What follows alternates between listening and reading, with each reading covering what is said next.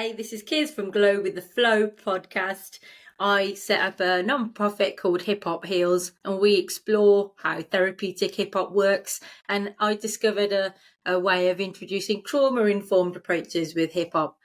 Not that I'm the only one, but this is something that I'm trying to spread and push. And one of the ways that we're doing that is by talking to people who've been out there in the field, in the community, and worked with these tools from hip hop in the community. So today's guest, what is your name? Pete Dale. Hey Pete, where are you from? What do you do?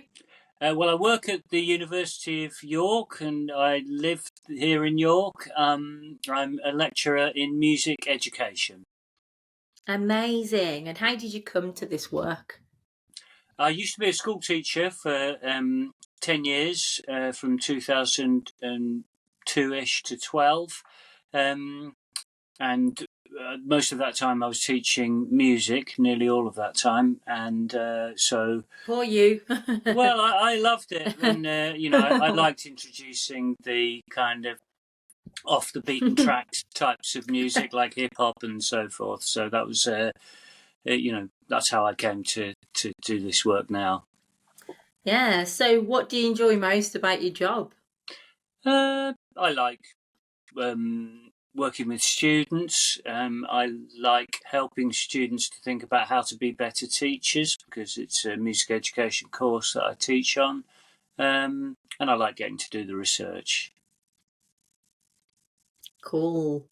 So thinking about the kind of workshops that involve well-being and therapeutic approaches, how do you know a good therapeutic workshop has happened? What are the indicators? I think that the indicators are probably best measured through the feedback one can get from the participants. They're the people who can really best inform you of that. So it would be things like improved sense of well-being in themselves, but also just simple things like enjoyment, sense of achievement, things like that. How do you measure if somebody's enjoyed or felt a sense of achievement? Sorry to getting straight in the nitty-gritty there. It's a woolly concept. Sometimes funders would probably be like, have they enjoyed themselves? How do you know? Well, I think from a funding point of view of convincing a funding body that there's a demonstrable, measurable impact, then they usually like to see things like a response sheet, with a scale. Would you say you strongly the Likert scale, where it's strongly agree, neither disagree nor agree, like a survey kind of thing? Yeah, and I think that is a pretty good way of coming up with measurable data.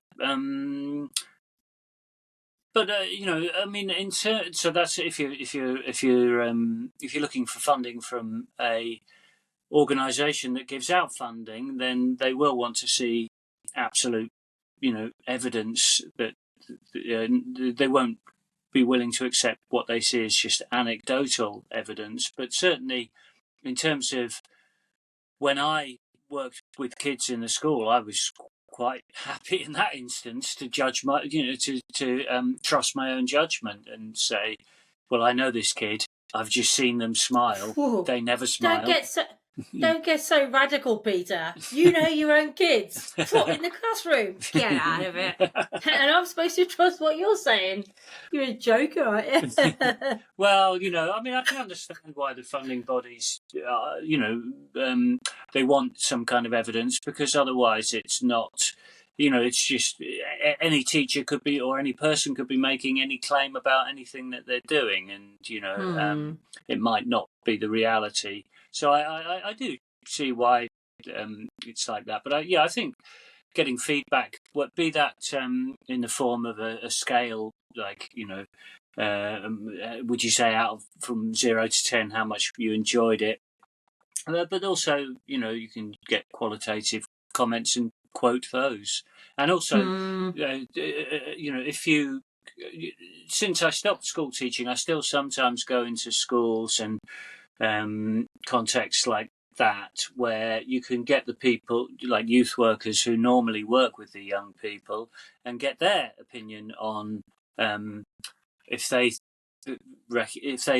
think that they can see a change in the people they're working with. And I think that is reliable evidence from a funding body point of view, just statements. Yeah, I never thought about that, asking the staff to consider what their views were on the participants in the workshop, because quite often we ask workshop participants to directly report back, and they might be wanting to impress us or trying to help us get funding. And the fact is, this exercise where you measure what you've done isn't just about getting money, it's about you working out if what you've done has landed with the people in the way that you wanted to land it. So if you think about going for dinner, ordering food off a menu, if you get the opposite, if I ask for a vegan sausage roll and I get a steak that was raw and bloody, I'm probably going to be a bit peeved. And so in a workshop, if I've delivered something and I realised it was the equivalent of giving people a steak when they wanted a vegan sausage roll, that's not going to make my workshops enjoyable for the next time. So I need to work out what I've done and have I actually helped people get from A to B in the way that they wanted. And did I even ask what way they wanted to get to A and B and what A and B was in the first place? So let's keep going with these questions then.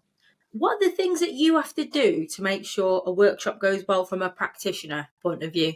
And you can interchange the word workshop with a lesson or a one-to-one. Just thinking about when you've worked in like a coaching, mentoring, teaching, helping way, doesn't mean you've been doing therapy. Yeah.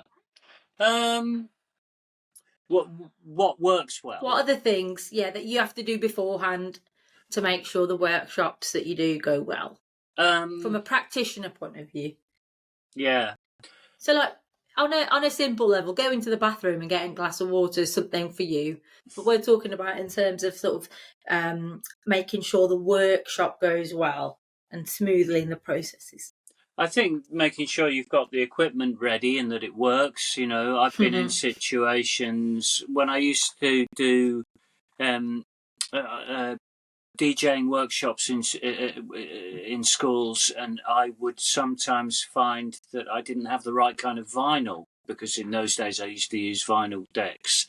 So if you haven't got the music to hand, and even with DJ controllers nowadays, you can quite quickly grab stuff from YouTube and put it on Serato, but you're not really supposed to, sort of in terms of copyright. But we never heard that here. We never heard that here. Well, I think it's if you then go and actually purchase the track afterwards, but that you just do it as a interim thing because you're in a situation with kids, then I think it's not unreasonable, really. But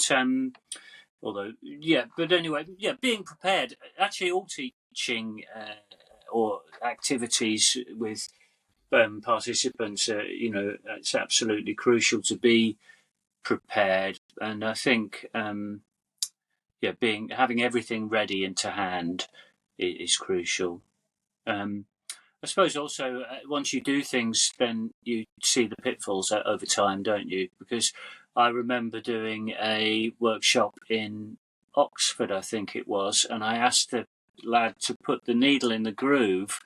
Now he didn't realise that you just kind of drop it into the groove. He thought he had to kind of force it into the groove, so he pushed down really hard and it broke the stylus, which was about a 12 quid stylus, and it was the only one that I think I had a spare one, luckily, but it was still a bit annoying. But there we go. Gone are those days where you've got an actual needle on record. Yeah. So in terms of safety then, what makes your workshop safe for you to deliver and for participants to take part? Well, obviously cables. In my school teaching days, it was important to make sure that nobody was going to trip over cables. And that's always. I've been doing research work in the last years with DJ School UK in Leeds, and it's what I've set up meetings with the CEO there, which is Jim Reese, and he always asks first about where are the plugs relative to where I'm going to be, so that he can work out how to have the cables safe, so that nobody's going to trip over. But I think also, if you're getting people rapping, which I know is something you do, and I've certainly encouraged rapping in sessions that I've run, I think talking to everybody about what their expectations are, and like in a school setting, if you're the regular teacher, which I was, then making it clear that it's okay to kind of diss up to a point, but we don't want anyone kind of starting fights or anything like that. And as a teacher, you obviously have to discourage drug references or theoretically swearing, although I never worried too much about swearing, but I would tend to pull them up if there was drug references or threats of violence, because I felt kind of professionally obliged to do that. So I think there are kind of interpersonal things to keep everyone safe, as well as health and safety in the more conventional sense. Can you tell us a bit more about the interpersonal things that you mentioned? What did you mean? Well, for example, there was a lad who obviously won't name, who was a really good DJ, one of the best in the school where I used to work, and I know that he got in fights sometimes in school. There was one time when I saw him being kind of brought up a hallway, or with blood pouring out of his nose. Another time I saw him fighting in the yard. I know that he was, a fighter, if you like. I would have him in my classroom, and obviously I didn't want any kind of violence in there. There never was any kind of violence in there, but I was always keeping an eye out, because a lot of the kids that were really wanting to come and MC and DJ were, some of the more difficult kids in the school, kids from deprived backgrounds, kids who might be exposed to violence in their life outside of school, and therefore and exposed to other problematic things in their lives outside of school. So it was not, so it's always a risk in school if maybe one of them's going to start fighting with another one, but it never actually happened. I just was always vigilant for it. So how did that relate to the interpersonal safety amongst the young people that you were working with? Well, if for example, they would pass the mic. I was always keeping an eye out if it wasn't being passed in a fair way, if somebody was being kind of excluded. I generally thought they were really, it brought out the best in them, actually, in many ways. Certainly in terms of sort of sharing the opportunity to go on the mics, or sometimes older kids who were known to have bullying tendencies actually being really patient with younger kids and showing them how to use the DJ decks, things like that, But so, yeah, what I mean by the interpersonal aspect is the way the kids related to each other, and just, if I spotted anything that I thought was going to be a problem, that I could intervene. But generally there weren't problems, and as I say, it generally brought out the best in them. Thank you. So, what are the external factors that could help you deliver a good therapeutic hip hop workshop? So, thinking about systems, audience being aware about what you're doing, commissioners understanding, funding.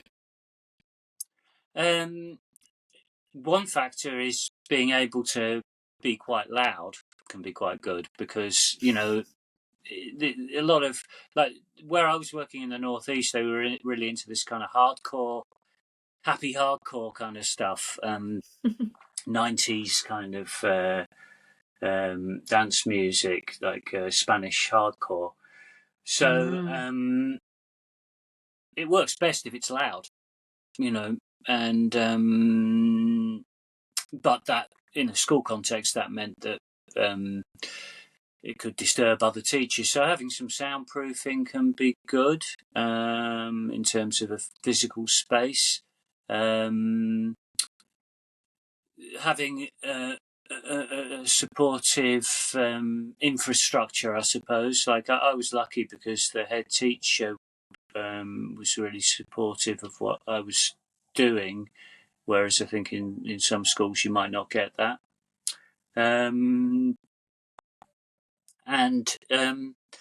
Well, obviously you need equipment to do this kind of work. So as you say, funding can be really absolutely essential, because you have to have, if you're going to have kids DJing in a workshop and MCing, then you're going to need microphones, you're going to need DJ controllers, you're going to need a laptop with Serato installed for the hardware to work with. You're going to need some kind of amplification. All of that's going to cost money, So funding is another thing that can help it to go well. Cash money we need. And what are the barriers that might stop you from offering a good therapeutic hip hop workshop? Well, I mean, in the school where I worked, there would be times when kids would be excluded from school because they had done something that was the school probably quite reasonably saw as being unacceptable. So they would be maybe on a temporary exclusion or sent off to a pupil referral unit for a couple of weeks, and they might be, that might be. It might be this DJ I was talking about before, who was a really good DJ, who, so it would stop it from going as well, because the other kids couldn't DJ as well as he could. What's the question? Other things that could stop it going well? What barriers? Yeah, what barriers might stop you from offering a good therapeutic workshop? I mean, there also could be sometimes participants, you might work with them one week and everything's rosy. The week after, something terrible has happened. They're in a negative state of mind, and that can make it difficult to do anything positive or productive. So, yeah. So it's like family and friends disrupting the well-being of the young person, or something outside of the situation in the classroom kind of thing happens and somebody comes in upset kind of thing. Yeah, it could be. Like one lad was taken into council care because his mother was involved in drugs, basically. So he was taken into council care. So that caused some unpleasantness and difficulties for him, which so it could be things like that. I mean, actually, in that instance, it was where I was doing a all-morning session with them, where I needed ethics forms signed by a parent or carer, and me and the guy that I worked with, who was in charge of supporting the looked after children, neither of us could work out who could sign this form, because it wasn't clear who the carer was, because he'd just been taken into council care, so there's a lot of factors that could mean, also it might just be violence or things that have happened, I mean, the school where I worked was on the 97th percentile for the measures of socioeconomic deprivation. So really bad things happening in these kids' lives was the norm for an awful lot of them, sadly. So, yeah, that could stop a session from going well. Yeah, so the sort of trials and tribulations of living in an area where there's lots of poverty and economic problems bring in sort of heightened emotions and ruptured, unstable kind of outside home life and stuff like that. That's right, yeah. So looking back to when you began this work, can you tell us one or two things that would have helped you measure the impact of your work better or more easily?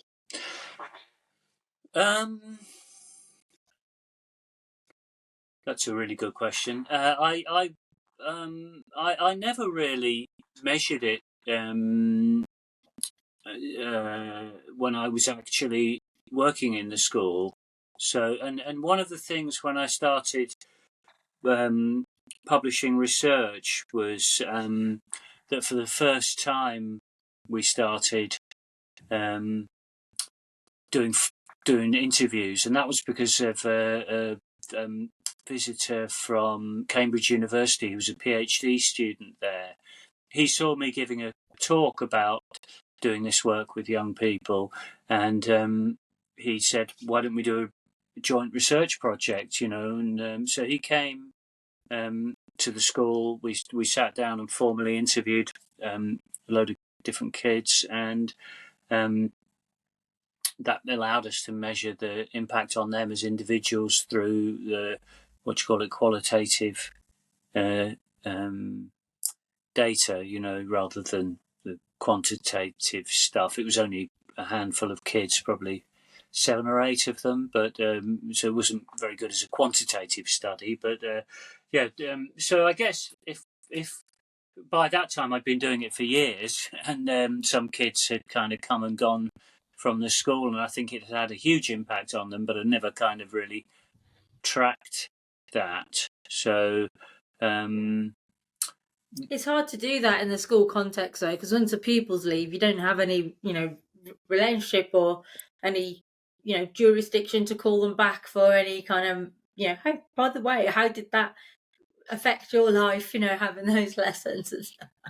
Yeah. Although I would see them sometimes, and I'd usually get a very friendly response from them because they liked me, because I would let them have a rave up in my classroom, But again, that's kind of your anecdotal stuff. That's not the usable data that funders like to see. But that is still data that funders like to see. Anecdotal data is as important in terms of those like one-line testimonials and things like that. Yeah, that kind of qualitative, provided it's done in a ethical way, with so that the person who's giving you the comment knows that they are part of a research project, I suppose. But it's not ethical if they don't know that. And so if I just say, "Oh yeah, little Jimmy said to me one day, sir, I love love DJing," well, that's that they don't know they're being part of. They are being like a human participant, to use the phrase. Yeah. And that's where we start getting things like researchers come in and extract, information, extract data, extract views from a community, and it's a one-way process, and the people left in the community don't actually see any research or have any access to any information that's come as a result of their contribution, and even worse, don't get the contributions fed back in a way that makes sense or is accessible and equitable. That's absolutely right. Yeah, no, I think that's improved in academia in recent years, and it's explicitly something which there's been a lot of effort to try and stop that from happening, which is a good thing. But I agree, it's no good if that happens. Yeah. Yeah, I think part of the reason for doing this work as a podcast is to share usefully what we've talked about so that people can actually listen back. And, if you're doing a workshop and you hear a whole load of other people talk about their experiences around well-being, hip-hop, how people have done things, what they've done and why they've done them, it can sort of give you a little bit of a useful coaching kind of session while you're washing up and you're in the car or on the tube on the way home or on the train or on the bus, and you pop your podcast on. So hopefully this has been useful for some people. Yeah. We're just heading into the last couple of questions now. So these ones are thinking back to guidance now. What guidance do you wish you had before starting to help you improve your evaluation skills? So imagine if a genie came down and started giving you the wisdom out of a magic lamp, and you were just bright-eyed, bushy-tailed, about to start your journey. What would you wish you knew that you knew now? Of course, because I'm an academic, I'd like to think that I have mostly in the last years been able to avoid the pitfalls. But I suppose, just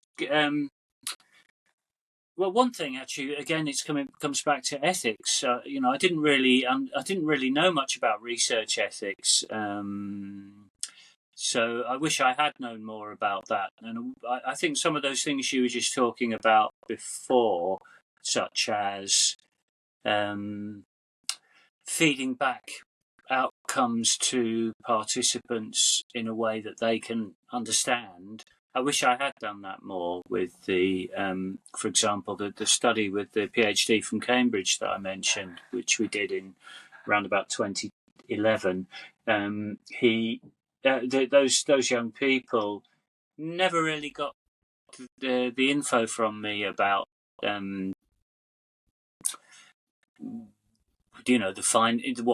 what we perceived as significant about what they were telling us, and in retrospect, that's something that could have been done better. In terms of evaluating the impact, that probably doesn't matter because that's more of an ethical issue than one of evaluation, though. So, in terms of evaluation, I don't know what I would want to do differently. Maybe just because of the kind of work that I do, gain more data with more participants, find out more other people's work rather than focusing on my own. But that's a special case relative to other guests you're probably having on your podcast, because I am a university researcher, so I'm in a kind of different game, really. Trying to influence. So finding out. Yeah, so if you went back, you'd want to find out more about what other people were doing with their participants. I think so, yeah, because, and when you're a research academic working in a university, you want to try to influence the whole field, really, and the best way to do that is to get an idea of a wide spectrum of activity. Okay, thank you. So final question then. So quick fire one. 5 qualities for a job description in therapeutic hip hop. So what kind of job description would you write for the person spec in particular, for general sort of therapeutic hip hop practitioners? 5 words. 5 qualities that they would have. I think they would need to have empathy so that they can work with people well. Patience, so that for the same reason, so that if people are reticent, you can still give them time and space. Sensitivity, same reason really, but I think if people are going to do something where they're expressing themselves, then you've got to be sensitive to the fact that that's kind of risky in a way for them. Being informed about knowing about the music and the culture, so that you're not too much of an outsider, which is kind of something I definitely am at times. And I don't know. Last one. Being professional at the same time as approachable, so that you're not distantly professional, but that you're serious about what you're doing. Yeah, you need to seem like you're in charge, don't you? But not so much that you're like a distant authority figure that is looming over people, kind of thing. So that's the tightrope. All right, Pete, thank you so much for your time today, and thank you for actually putting this piece of work together from your end, because a little fact I didn't tell you, listeners, was that Pete was involved in organising a research bursary for us at Hip Hop Heals so that we could participate in this 3rd and final season of the Glowitheflow 36 Chambers series, so that we could start to look at how evaluation and impact would work. So before we go, could you just explain a little bit about why you set that up?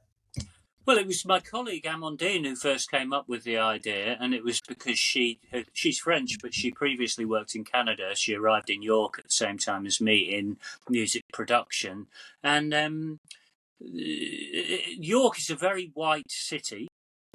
York University is very lacking in ethnic diversity. It has a lot of Chinese students, but apart from that, it's the home students, British students, are nearly all white people, and we have a real lack of PhD students, lack of ethnic diversity among the PhD students. So she said to the powers that be, the funding bodies within the internal funding that you can get within the university, how about we do something to encourage some master's students who have more diverse characteristics to do projects which might lead them towards doing a PhD. Well, when she suggested to me that I might be a partner for this, and did I have anyone that could I think of anyone that would be a good candidate, I immediately thought of you, because I have read your master's thesis, your MSc thesis, which I thought was fantastic, and Yay! yeah, so I would. We'd already talked about the fact that you really ought to do a PhD, and I thought this could be a good option for you to move a bit closer to that eventual goal. Yeah, and thank you so much for all your support. It's been great working with you, Pete. I'll let you get back onto your daily grind as a researcher, and going to be seeing you in a few weeks to present this work up at Street Life in York. So if anybody's about there, and it's before June the 5th on the 20 in 2023, then yeah, you can come up. Absolutely, great. All right then, Pete. Okay. Thank you so much. Cheers. Bye.